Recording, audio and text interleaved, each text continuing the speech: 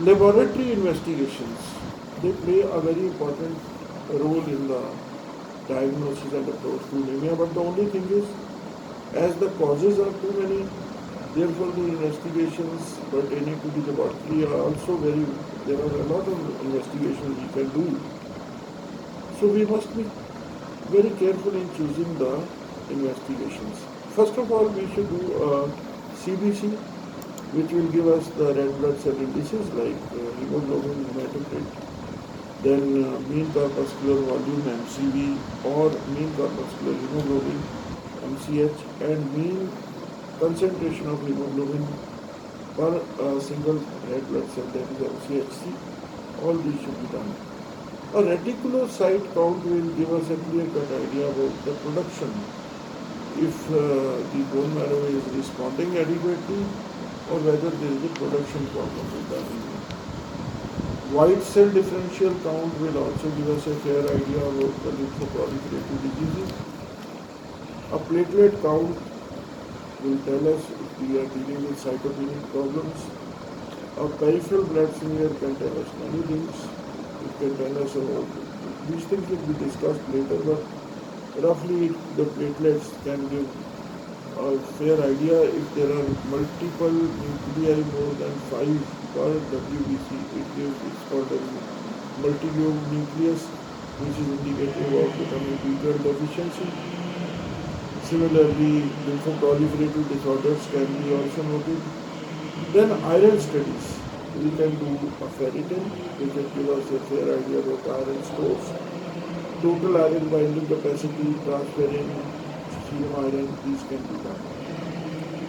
Bone marrow can also be examined and it will tell us about any lymphoproliferative deficiencies or diseases. Now, these are the normal values, but these are from Harrison, but a slightly easy way of remembering is that when you take MCV, that is the mean corpuscular volume, which is measured in femtoliters, we take the figure of 80 to 100 as normal, 80 to 100, and anything below 80 is called microcytic, and anything which is above 100 is called macrocytosis.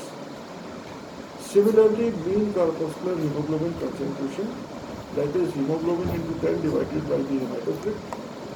The normal range is 32 to 36 grams per deciliter. So basically it measures the hemoglobin concentration in a single cell. And low mean corpuscular hemoglobin concentration shows that someone's red blood cells do not have enough hemoglobin, and the mean corpuscular hemoglobin concentration reflects the defect in hemoglobin synthesis if it is less, which is called hypothermia also.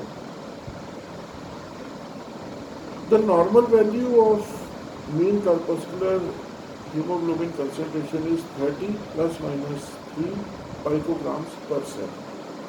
30 plus minus 3. Peripheral blood smear is a very useful investigation. It can tell us about the variation of the size of the red blood cells. Even the CBC can inform us about the variation of the size of the red blood cells by a value which is called RTW, but peripheral blood smear can confirm it. Then it can look at the morphology of the red blood cells and tell us whether they are macrocytes. Sometimes the macrocytes may be slightly oval, which are called macrovalocytes. Then microcytes may be there, which are found in iron deficiency anemia. And here the cells are microcytic hypochromic. The basic formula is to look at the nucleus of a normal lymphocytes. The RBCs may be smaller than the nucleus of a normal lymphocyte. Marked variation in shape can be there, which is anisocytosis, and poikilocytosis means that marked variation in the shape can be there. That is poikilocytosis or marked variation in the size. That is anisocytosis. Besides iron deficiency, the other causes of microcytes are anemia of chronic disease, thalassemia in initial stages, and sideroblastic anemia sometimes. Poikilocytosis means variation in cell shape. Now, as we had already discussed, another way of looking at an isocytosis is to look at machine reading, which is the RDW. RDW can also tell us about the an isocytosis. Poikilocytosis, that is variation in shape, tells that there is a defect in maturation of the red blood cell precursors in the bone marrow, or there is fragmentation of the red blood cells. Another thing which we should look for is the polychromasia. Here the polychromasic cells are slightly larger and have a greyish blue color. On the right, genes are stained. Basically, these are reticulocytes which have been prematurely released from the bone marrow. As we had discussed, that reticulocytes are released for 1 day prior and they constitute 1% of the RBC population, but sometimes in increased demand, polychromasic cells, which are slightly immature reticulocytes, we can say, are released from the marrow. With this, color changes because of the more residual amount of ribosomal RNA. So basically, these are released in two circumstances, either because of the increased production because of erythropoietin, or if there is an architectural damage to the bone marrow in the form of fibrosis of the bone marrow by malignant cells, etc., which results in disordered release from the bone marrow. There are many other things which we can be noted, which we can note on the bone marrow, and an experienced pathologist is an asset. There may be nucleated cells which may be seen in cases of myelofibrosis, which means extramedullary hematopoiesis, so nucleated cells are not normally seen. There may be teardrop-shaped cells which are seen in myelofibrosis. There may be Howell-Jolly bodies which are remnants of nucleus may be seen. There may be sickling phenomenon can be seen, which may give us a clue about the anemia.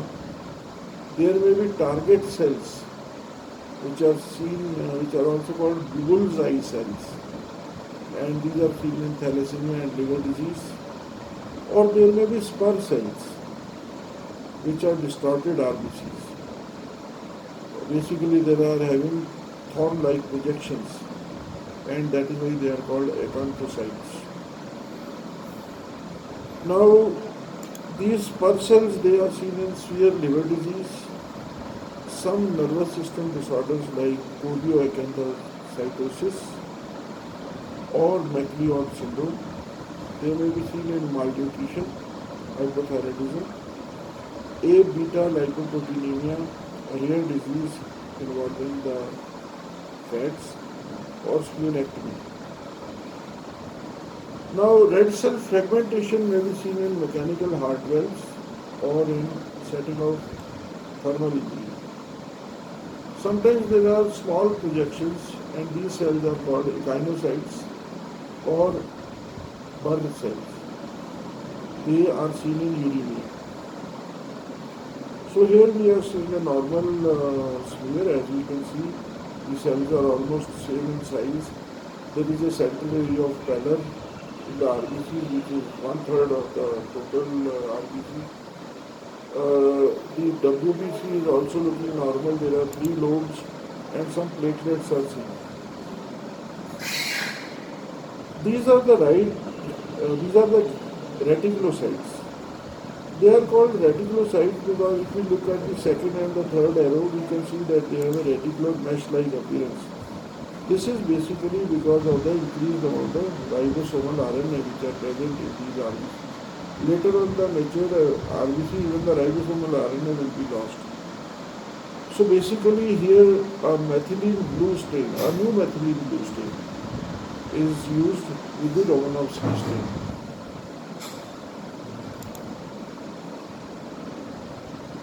Another staining is supravital dye. which has precipitated the RNA, and it shows the reticulocytes. What is the importance of raised reticulocyte? That a raised reticulocyte only indicates that more and more RBCs are being produced. So whether the bone marrow is responding adequately or not, this will be told by the RBC. A normal reticulocyte count ranges from 1 to 2%, but if we have anemia, then the bone marrow will respond and more reticulocytes will be released into the blood. They may increase by 2 to 3 times. So basically we have to see whether the bone marrow has responded adequately or not, and this may give us a clue.